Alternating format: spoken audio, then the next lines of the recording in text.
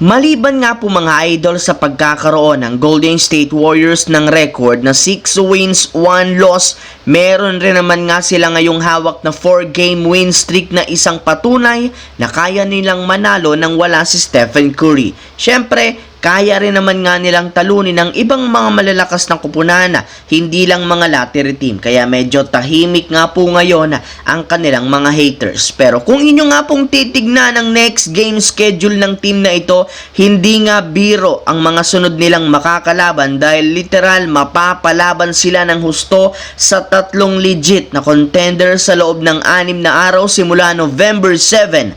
Kalaban ng defending champions na Boston Celtics, November 9. Number 1 sa East, Cleveland Cavaliers, at November 11 naman number 1 team sa West na OKC Thunder. At lahat yan, road games na nangangahulugang dehado sila. Pero hindi rin naman dyan magtatapos ang kalbaryo ng team na ito dahil pagkatapos niyan haharapin rin naman nila sa November 13 sa kanilang unang game sa NBA Cup group stage ng defending champion sa West na Dallas Mavericks na merong Klay Thompson. Susundan rin naman ito ng kanilang rematch laban sa Los Angeles Clippers na siyang nagpatikim sa kanila ng unang talo. Samantala, kung meron man nga pong isang player ngayon sa Los Angeles Lakers na nagbubuhat sa team, ito walang iba kundi si Anthony Davis na siyang league leader ngayon sa scoring na umaabot ng 32 points per game. Nagkaroon rin naman ito ng magandang performance kahapon kahit man natalo sila laban sa Detroit Pistons. Napansin nga po niya na ang Lakers nga daw merong dalawang koponan kung saan lumalakas ito kapag malakas ang kalaban, ngunit humihina rin naman ito kapag hindi ganong kalakasan ng kalaban. Kaya kailangan nga po nilang maging consistent, lalo ang bench na nakapagtala lamang ng 10 points. At isa sa mga naisip nitong paraan upang magkaroon sila ng mas mataas na tsansang manalo, gumamit ng big lineup.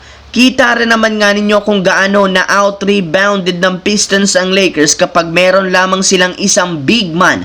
Wala rin naman ditong kahirap-hirap ang Detroit Pistons na makapag-drive sa ilalim ng basket. Kaya mukhang tama nga si Anthony Davis na kailangan baguhin ang kanilang rotation sa paggamit nila sa tandem ni Anthony Davis, Jackson Hayes kasama si Christian Coloco na available na nga bukas. Hindi na rin naman nila dapat tipirin ang big man dahil as of now, ito ang pinakakailangan ng Lakers kung gusto nilang makabalik sa winning column. Sa kabilang banda, simula nga po nang matalo ang Phoenix Suns laban sa Lakers, pangalawang game nila sa regular season, grabe nga po ang ginawang adjustment ng team na siyang rason bakit madali silang nakabawi sa Western Conference sa pagkakaroon ng 6 wins, 1 loss bilang top 2 sa West na merong 5-game winning streak. Dahil dito sa napakagandang simula ng team, puro mga papuri nga po ang natatanggap ni Coach Mike Budenholzer na siyang pinakarason bakit nag-improve sila kumpara last season.